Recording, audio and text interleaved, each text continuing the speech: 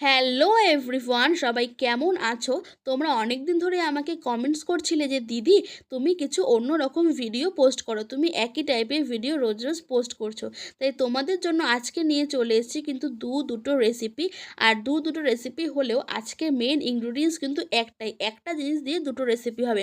এদিকে দেখো দিদিমা চিংড়ি মাছ ছাড়িয়ে নিয়েছে, আর আজকে রান্নাটা কিন্তু করবে আমার দিদিমাই। তবে চিংড়ি মাছটা ছাড়াচ্ছে একদিকে, আর কিন্তু খোসাগুলোও রেখে দিচ্ছে। তো এই খোসাটা দিয়েও কিন্তু আজকে একটা রেসিপি হবে। তোমরা ভিডিওটা পুরো দেখতে থাকো, তাহলেই বুঝতে পারবে। আর কিন্তু লাগবে এখানে নারকেল। তো দেখো নারকেলটা ভেঙে এখানে কুড়িয়ে নেওয়া হচ্ছে। নারকেল কিন্তু একটু বেশি লাগবে, মানে চিংড়ি মাছের তুলনায়।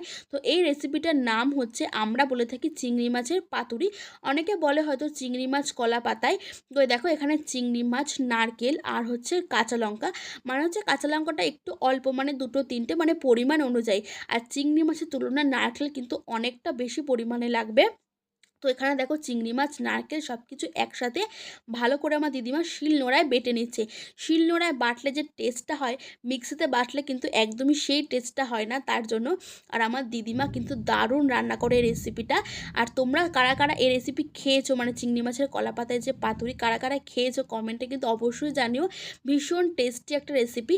আর আমার দিদিমা কিন্তু ভীষণ টেস্টি করে বানায়। প্রত্যেককে দিদিমার হাতের রান্নাই কিন্তু ভীষণ পছন্দের। আমার কিন্তু ভীষণ পছন্দের যে আমার দিদিমা যে রান্নাগুলো করে দেয় না, ভীষণ ভীষণ টেস্টি হয় খেতে।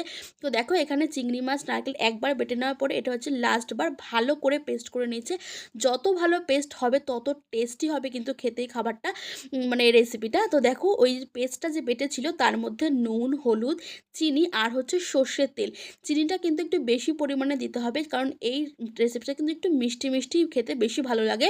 তো দেখো সব কিছু দিয়ে ভালো করে ফাটাতে হবে, মানে ভালো করে মাখিয়ে নিতে হবে, তারাই কিন্তু খেতে বেশি বেশি টেস্টি হবে। তো আর কিন্তু লাগবে হচ্ছে কলা পাতা। তো আগেই বলেছি যে এই রেসিপিটার নাম হচ্ছে কলা পাতায় পাতুরি, পাতুরি মানে কলা পাতা। তো দেখো ওই যে চিংড়ি মাছ কলা পাতা, মানে চিংড়ি মাছ যেটা পেস্ট করে রেখেছিল সেটা কলা পাতায় আগে তেল দিয়ে দিল, তাহলে আর লেগে যাবে না কলা পাতায়। তো তেল দেওয়ার পরে এখানে ওই যে পেস্টটা ভালো করে এখানে ভালো করে মানে পাতিয়ে নিচ্ছে, পুরো সমান করে একদম না হবে, মানে কোনো দিক মোটাও হবে না, কোনো দিক পাতলাও হয়ে যাবে না, মানে সমানভাবে এখানে পাতিয়ে নিচ্ছে। আর আমার দিদিমা কিন্তু ভীষণ ভীষণ ভালো রান্না করে। তো দেখো তারপরে দেখো এই চাটুর এখানে বসিয়ে দিয়েছিলাম, আমি একটু আগেই বসিয়ে দিয়েছি। তারপরে দিদিমা এই পাতুরিটা চাটুর উপরে দিয়ে দিল। আর এটা কিন্তু একদম লো টু মিডিয়াম, মানে একদম কমে রাখতে হবে, নাহলে কলা পাতা কিন্তু পুরো পুড়ে যাবে। আর পুড়ে গেলে কিন্তু এই টেস্ট একদম পাল্টে যাবে, মানে একদমই ভালো লাগবে না। আগে যখন আমি মামা বাড়ি যেতাম না, আমার দিদিমা মানে প্রায়বার এই রান্নাটা কিন্তু করে খাওয়াতো, মানে রেসিপিটা কিন্তু করে খাওয়াতো। তোমরা কারা কারা খেয়েছো অবশ্যই কিন্তু কমেন্ট করে জানাতে ভুলো না। তো দেখো এক পিঠ তো হয়ে গেছে, তো আর এক পিঠ তো পাল্টাতে হবে। এই রান্নার কিন্তু এই একটাই ঝামেলা যে এই কলা পাতা মানে চেঞ্জ করতে হয় দুইবার। তো দেখো আর একটা কলা পাতায় কিন্তু তেল মাখিয়ে নেওয়ার পরে অন্য পিঠে দিয়ে দিতে হবে। আর অবশ্যই খেয়াল রাখতে হবে কলা পাতা যেন পুড়ে না যায়, পুড়ে গেলে কিন্তু তার স্বাদ একদমই পাল্টে যাবে। তো দেখো এক পিঠ হয়ে যাওয়ার পরে আরেক পিঠে মানে আরেক পিঠ উল্টে দিয়েছে, আর দেখো কতটা ফুলেছে। যত ওই যে অনেকক্ষণ ধরে ফাটিয়েছে না, তার জন্য কিন্তু এত ভালো ফুলেছে। আর দেখো মেন আমাদের এই চিংড়ি মাছের পাতুরি কিন্তু হয়ে গেছে। অবশ্যই কমেন্ট করে জানিও কেমন হয়েছে। আর বলেছিলাম না দুটো রেসিপি শেয়ার করব, ওই যে চিংড়ি মাছের যে খোসাটা ছিল না, ওটা দিয়ে কিন্তু আজকে বড়া হবে। তোমরা কারা কারা খেয়েছো আমি জানি না, তবে ভীষণ টেস্টি হয় খেতে। তোমরা শুনে কিন্তু আবার মানে খারাপ ভেবো না যে এটা কি খাচ্ছে, চিংড়ি মাছের মাথাও মানে খোসাও ফেলাচ্ছে না। তো এটা কিন্তু ভীষণ টেস্টি হয়। তো দেখো এখানে চিংড়ি মাছের খোসা, ডাল, চাল আগেই বেটে নিয়েছে, সেটা আমি তোমাদের দেখাতে পারিনি। আর তার মধ্যে নুন, চিনি, অল্প হচ্ছে ময়দা আর চালের গুঁড়ো আর কিন্তু লঙ্কা ভালো করে এখানে ভালো করে মেখে নিল।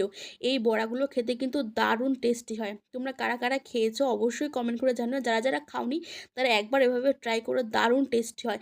আর বড়াগুলো কিন্তু ভীষণ ফোলে, মানে তেলে দেওয়ার সাথে সাথে দেখো কতটা ফুলে গেছে। আর বাইরে কিন্তু আজকে মানে এদিকে তো ঘরে এত সুন্দর রান্না হচ্ছে, আর বাইরে আজকে প্রচুর প্রচুর বৃষ্টি হচ্ছে। মানে আজকে খাওয়া দাওয়াটা কিন্তু দুপুরে দারুণ হবে, মানে এত সুন্দর সুন্দর রান্না, আর বাইরে ওরকম বৃষ্টি ওয়েদার, তার মধ্যে দিদিমার হাতের রান্না, বুঝতেই পারছো যে কতটা টেস্টি হবে। তো দেখো বড়াগুলো ভাজা তো একদম কমপ্লিট, দেখে তো বুঝতেই পারছো কতটা টেস্টি হয়েছে। তোমরা কিন্তু অবশ্যই জানিয়ে যে ভিডিওটা কোথা থেকে দেখছো আর কেমন লাগলো অবশ্যই কমেন্ট করো। তো চলো সবাইকে আজকের মতো টাটা, দেখা হবে নেক্সট ভিডিওতে।